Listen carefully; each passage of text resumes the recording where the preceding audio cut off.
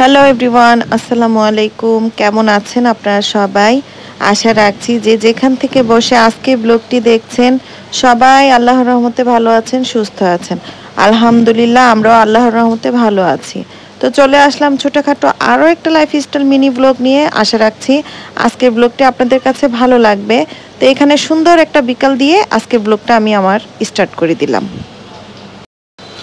এখানে প্রায় 2 দিন বৃষ্টি হওয়ার পর সন্ধ্যার আগে আকাশটা এভাবে একদম পরিষ্কার হয়ে গেল। একদম কি যে সুন্দর লাগছিল আকাশটা দেখতে, মানে আমার কাছে এত বেশি ভালো লাগছিল। বাহিরে গিয়ে আমি মনে হয় যেন একদম বাচ্চাদের মতন খুশি হয়ে গিয়েছি এরকম একটা পরিবেশ দেখে।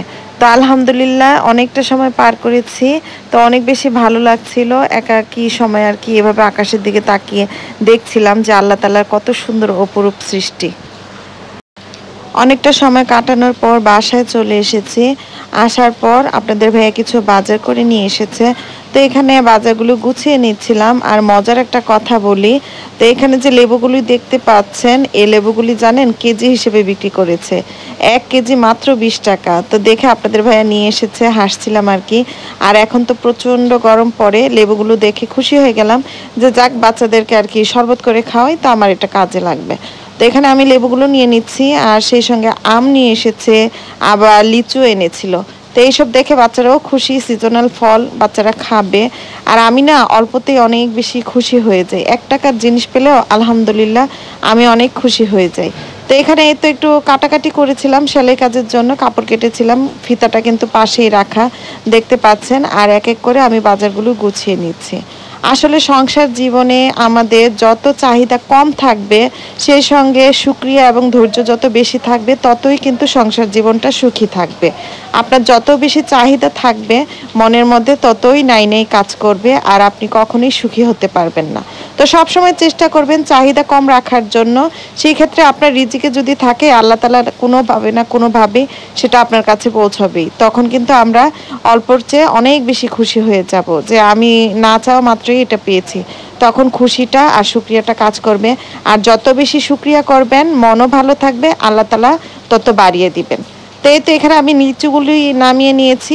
আর লিচু সবসময় আমি করি কি ডাঁটাটা ফেলে দিয়ে রাখি, তাহলে আর কি বাচ্চাদের জন্য খেতে সুবিধা হয়। তো এই তো এক এক করে আমি সব কিছু গুছিয়ে নিচ্ছি। এখানে আমি ফলগুলো গুছিয়ে নিচ্ছিলাম, আর যেহেতু বাহিরে ছিলাম সেই সঙ্গে আমি রান্নাটাও বসিয়ে দিয়েছি। একদিকে আমার রান্না হচ্ছে আর অন্যদিকে আমি এই তো টুকটাক করে আর কি গোছগাছ করে নিচ্ছি।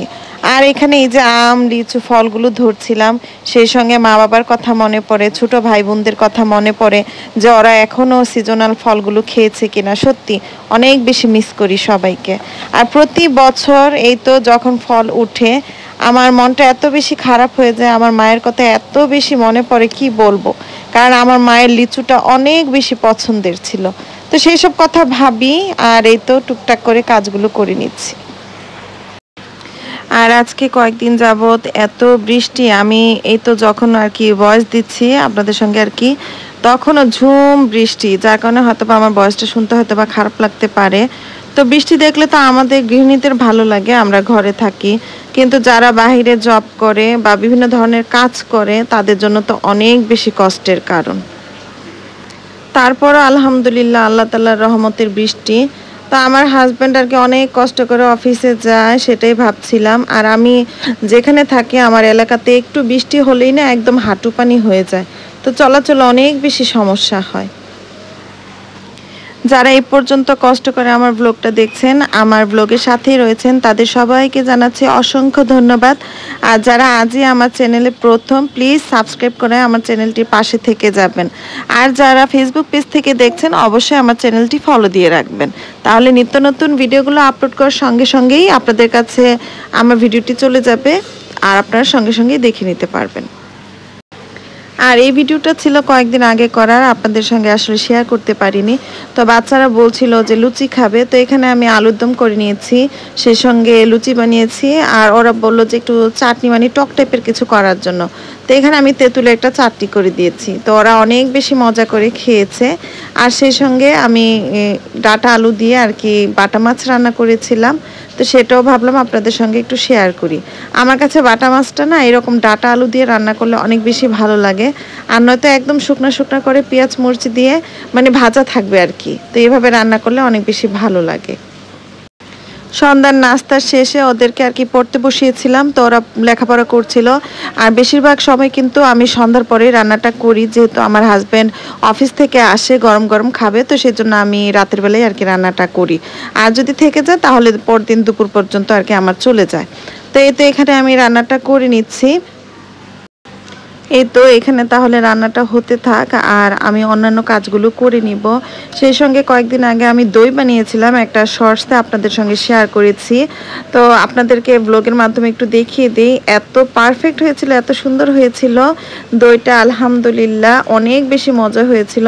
তো বাচ্চারা আর আমার হাজব্যান্ড বলছিল যে যে দইটা আমরা আগে আর কি কিনে খেয়েছি, তো তার চাইতেও নাকি এই দইটা অনেক বেশি মজা হয়েছে। তো আমার মুখে অনেক বেশি মজা লেগেছে আলহামদুলিল্লাহ। তো এই তো ছোটোখাটো একটা লাইফস্টাইল ব্লগ আপনাদের সঙ্গে শেয়ার করলাম। আর এখানে আমি বড় একটা হাঁড়িতে দিয়েছিলাম, সেই সঙ্গে দইয়ের যে ছোট ছোট হাঁড়ি পাওয়া যায় বাহিরে আমরা খাই যে, তো সেই হাঁড়িতে দুইটা আর কি দিয়েছিলাম। তো আতিকা আরিয়ার জন্য, যে বাচ্চারা দেখলে অনেক বেশি খুশি হবে। তো এই তো ওরা তো পেয়ে অনেক বেশি খুশি হয়েছে আলহামদুলিল্লাহ, আমার কষ্টটা সার্থক। তো আপনাদেরকে দেখিয়ে দিচ্ছি যে কতটা আপনাদের কাছে কেমন লাগলো তা জানাতে একদমই ভুলবেন না। তো এই তো এই পর্যায়ে আমি আমার ব্লগটা শেষ করতে চাচ্ছি, চলে আসবো নতুন আরও একটি লাইফস্টাইল ব্লগ নিয়ে। সেই পর্যন্ত আপনারা সবাই ভালো থাকবেন, সুস্থ থাকবেন, আমাদের জন্য দোয়া করবেন। দেখা হবে, কথা হবে নেক্সট ব্লগে। সেই পর্যন্ত আপনাদের সবাইকে আল্লাহ হাফেজ, আসসালামু আলাইকুম।